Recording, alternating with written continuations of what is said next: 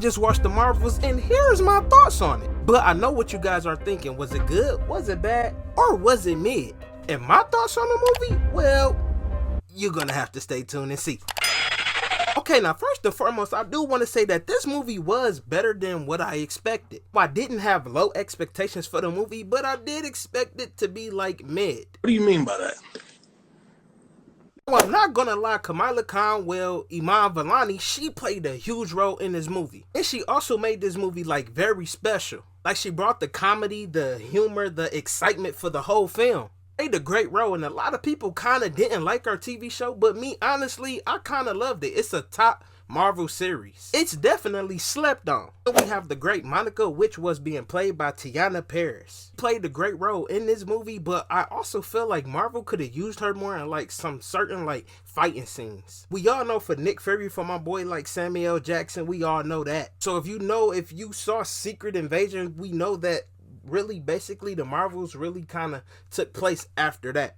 Even Nick Fury was showing some humor. He had some little crazy jokes in his film as well, and he definitely had the crowd excited and laughing. But I'm telling you guys, Iman had the whole like theater just excited to watch the film. It's her excitement, like her obsession with Captain Marvel, just everything. Her obsession with Captain Marvel made the movie like felt like just like a part one rather than a part two, if you know what I mean. I feel Captain Marvel did good. Carol Danvers did well in this film as well.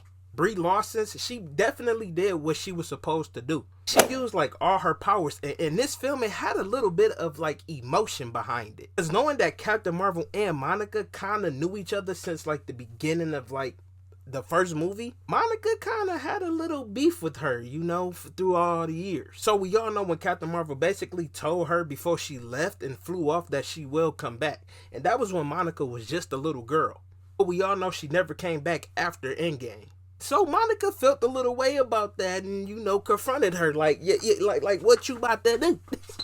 I also like that in the film because it shows that like Captain Marvel still makes mistakes and like just showing that she's not perfect and that she still got personal stuff going on. Now I want to get into details about Darby. Now I do feel like this villain was sort of mid.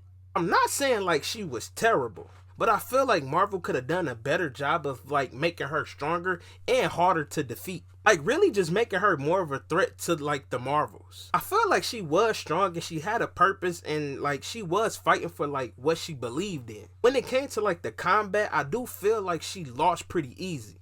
But I mean, she was fighting like 3 people at the same time. So I'ma kind of get her, like cut her some slack on that. You hear me? Okay, but I do give her like some credit on the scene where it looked like she had a little bit of change of heart, and then she ended up turning her back on the Marvels. Like I like that, just going out with like straight true villain fashion. You hear me?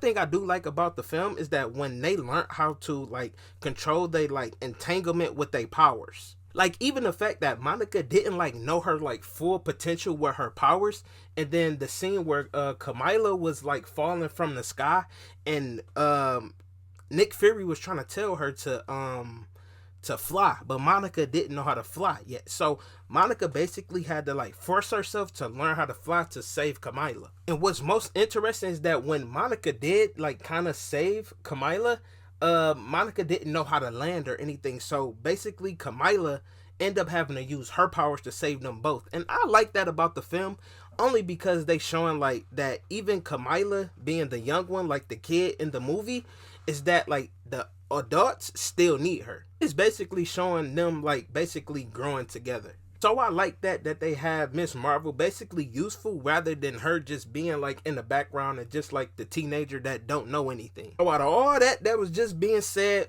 the rate for the movie is coming up. With me, my band! We're ready to perform, Squidward. So I will be giving this movie a 7.5 out of 10. The only reason for that is because of the villain, which was Darby.